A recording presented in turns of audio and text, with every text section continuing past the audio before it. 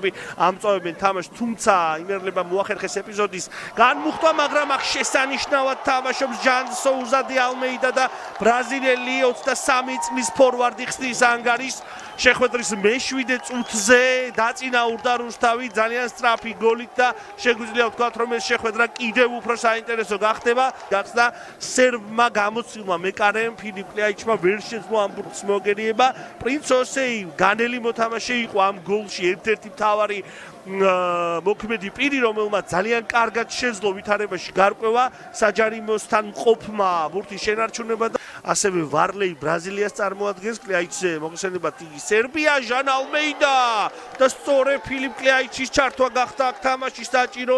ჟან ალმეიდა და სოუზა იყო ძალიან ახლო. განმეორებით ეს ეპიზოდი შვენივრად იწყებს რუსთავი, შეგვიძლია ვთქვათ, რამდენიმე წლიანი პაუზის შემდეგ შეგახსენებთ, რომ 2019 წლის 30 ნოემბერს გამართა გორის დილასთან ბოლოს ეროვნულ ლიგაში შეხვედრა რუსთავმა და 6 წელი 3 თვე. მამუჩაშვილი არ არის დარღვევა. კი, არის როგორც ჩანს და თავადვე შეასრულებს წესით დარიგით და არავის დაუთმობს გამოცდილი პენალტისტი ვლადიმერ მამუჩაშვილი. არ იყო ის მშვენიერი გადაცემა იყო და მერე უკვე თამაშის წესი როგორც ჩანს ამ ეპიზოდში დაარღვია ვაჟა ფაცაციამ ვლადიმერ მამუჩაშვილის წინააღმდეგ და პენალტს როგორც ჩანს მამუჩაშვილი არა, ამ შემთხვევაში შეასრულებს კომნენ ანდრიჩი, ასევე ძალიან გამოცდილი ფორვარდი, რომელმაც გასულ სეზონში მოახერხა შეწუხზე, თუმცა სასტვედის გაჟღერებამდე შესრულდა ეს პენალტი და თავიდან უნდა შესრულდეს ახლა ეს დარტყმა. გარკვეული წლები ახლა გაჩნდება, რა თქმა უნდა, სერბი ფორვარდის მხარეს და ნახოთ 19 წუთზე უკვე იდეალურად შესრულდა ეს პენალტი, უნდა ვთქვათ, მაგრამ ახლა ნახოთ უკვე სასტვედის გაჟღერების შემდეგ რამდენად შეძლებს იგივეს გამოცდილი სერბი ფორვარდი. აბა ნახოთ, გამორბენი დარტყმა ზუსტია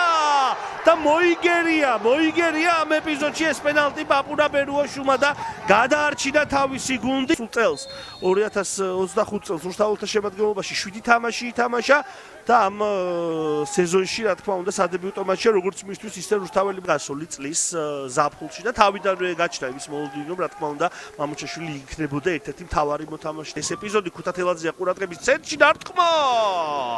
ესე მარტივად რომ მისცეს დარტყმის საშუალება ქუთათელაძეს, ეს ნამდვილად არის გარკვეულწილად ახლა ქუთაისელთა პრობლემა. ნაცდილობდა ხელი შეეშალა მისთვის, თუმცა დარტყმა მაინც შეძლო ქუთათელაძემ, უნდა ვთქვათ, კიდევ ერთხელ განმეორებით ეს ეპიზოდი ბლიზჩენკოს იქვე იყო. პრინციპში უშუალოდ კარში ვერ დაარტყა, მაგრამ საბოლოოდ საფეხბურთო გამოვიდა 21-22 წლების სეზონში ჟან ალმეიდა დაახლოებით იმ პოზიციაშია, საიდანაც გოლი გაიტანა. აქ შეიძლება და მეორე გოლი გვენახა. ალმეიდამ დროულად შენიშნა აქ ჩიქოვანი. ეს სივრცე, რომელიც დაუტოვეს ჩიქოვანს, გარკვეულწილად შეგვიძლია ვთქვათ, რომ მცირე გუნდური თუ ინდივიდუალური შეცდომის შემასწავლებელი, რა თქმა უნდა, ეს იქნება სერიოზული უპირატესობა, მაგრამ არ გამოვიდა ეს დარტყმა ზუსტი და საბოლოოდ მშვიდობიანად სრულდება ქუთაისელთათვის ჩვეულებრივი სტადიონის აშენება. რუსთავი არ არის ერთ-ერთი ქალაქი, სადაც ეს არის დაგეგმილი და ეს ძალიან მნიშვნელოვნად გამოასწორებს ვითარებას ინფრასტრუქტურული თვალსაზრისით ჩვენს ქვეყანაში. წარმატებებს მნიშვნელოვანი ზეგავლენის მოხდენა შეუძლიათ ბევრი კუთხით, მათ შორის, რა თქმა უნდა, სანაკრებო კუთხითაც. აქ არის შანსი. კარგი, თან ძალიან კარგი ფილიპ კლიაიჩი თამაშობს.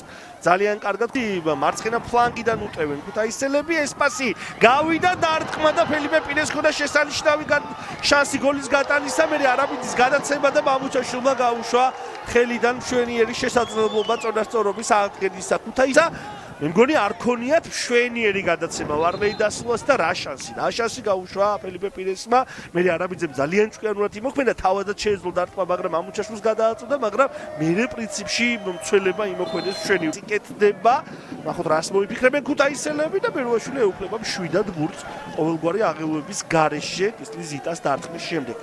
ხო, ეს 4 გუნდი დინამ მაინც რამან შენგელია სახელობის სტადიონზე შინაურ კედლებში. აქ არის შანსი ფაცაცია. ახლოს იყო მისი გუნდი ალბათ უკვე ოფიციალურად ამ თამაშის მოგებასთან, ხო, აქ კუთხეს კეტავდა ფაცაცია იმტან დაკანოს გადაცემის შემდეგ. ყოჩა რუსთავი და იხლავე შეგვიძლია ვთქვათ ერთთან, ახლა კი რუსთავთან. და რუსთაველი გულშემატკივარი ახლა უკვე ოფიციალურად აღნიშნავს გამარჯვებას, ხედავთ მათ თქვენს ეკრანებზე 1-0. ჟან სოუზა დე ალმეიდა მე-7 წუთზე პრინც ოსეის გადაცემის შემდეგ გატანილი ერთადერთი გოლის ავტორი და გია ცეცაძე, რომელმაც თავის ყოფილ კლუბს მოუგო დღეს